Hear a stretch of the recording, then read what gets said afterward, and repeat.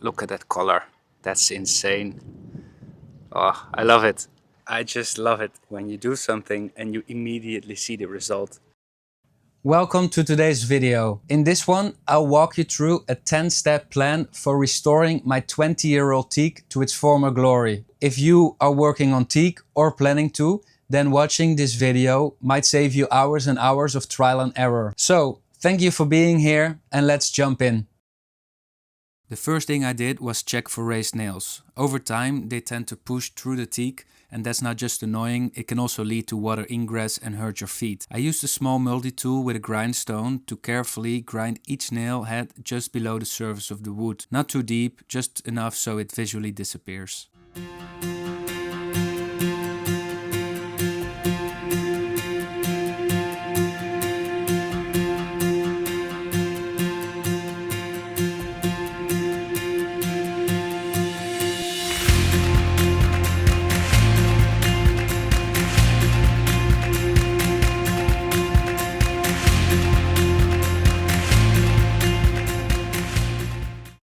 Once the nails are done, I moved on to cleaning the teak. I used Starbright's 2-in-1 cleaner and brightener solution. The cleaner lifts out dirt, algae, oil, everything that's built up over time. You apply it, let it sit for 5 minutes, scrub it and then rinse it thoroughly off with water. The brightener restores the natural color of the teak.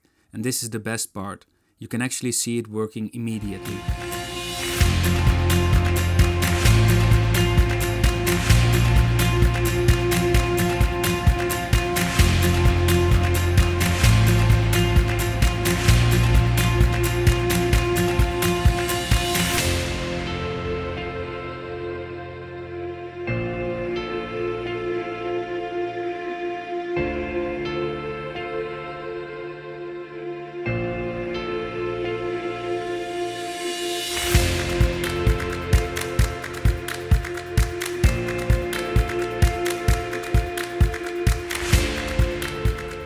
So the cockpit is done and today I'm going to start with the deck.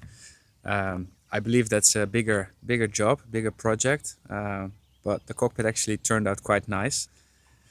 So yeah, today starting in the front. So I'm thinking that I'm gonna work my way from the front and then one side and then do the other side. I just love it when you do something and you immediately see the result. I've done only a small part, but it actually looks so amazing. Look at that color. That's insane. Oh, I love it. And this is what it was.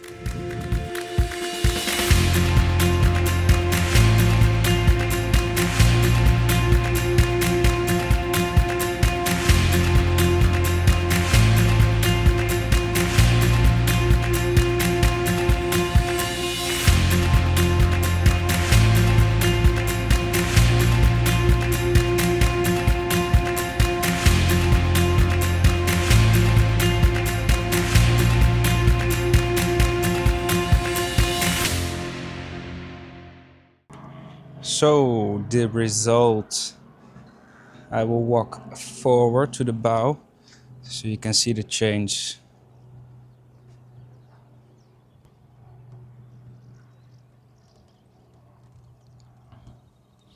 This is the dry part and I'm not sure if it does any justice on camera, but that is the gray part, which I haven't done yet.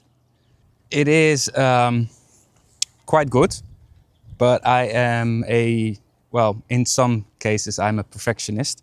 So what I do really like is actually the brownish part. So I do think that I need to put some teak oil or sealer on it. Now what I most likely will do is put a teak sealer, because what I read is that it is a better protection for UV damage, water, plus that oil you need to apply it every 3 months, and it will also attach dirt, dust easier. So I'll probably go for the teak sealer, and then I'll probably take a sealer that has like a darkish finish to it. With the surface clean, the next job was removing all the old sealant from the seams. It was cracked, brittle, and in some spots completely missing. I used a knife and a steel brush to dig it out. After that, I gave the seams a final scrub and rinse to make sure that there was nothing left before taping them off.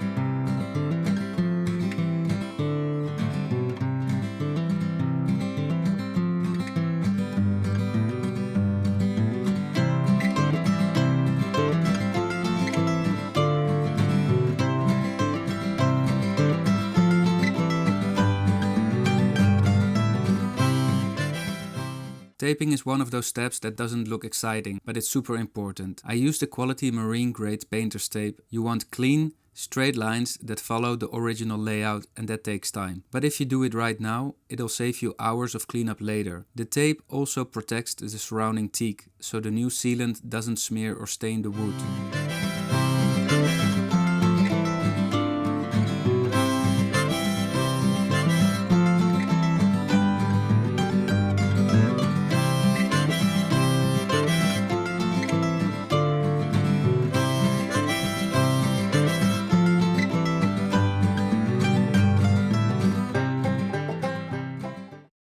Before applying any primer or sealant, I cleaned all the seams with acetone. Just a cloth and a light wipe is enough. This step removes any oil or residue that could prevent proper adhesion. Think of it as degreasing before painting. You don't always see the dirt, but it's there.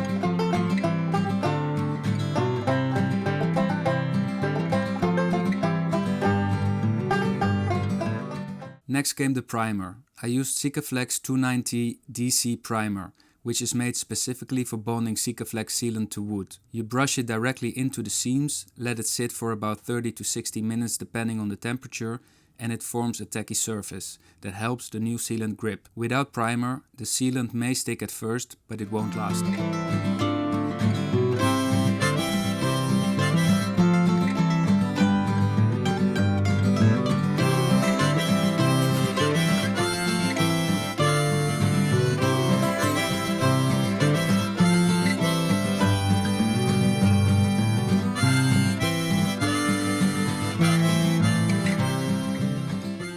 With everything prepped, I applied Sikaflex 290 DC into each seam, using a standard caulking gun. You want to fill it deep and not too stingy. I worked in sections, smoothing it with a gloved finger and soapy water, making sure that there were no gaps or bubbles. The goal here is a solid, waterproof line that flexes with the deck.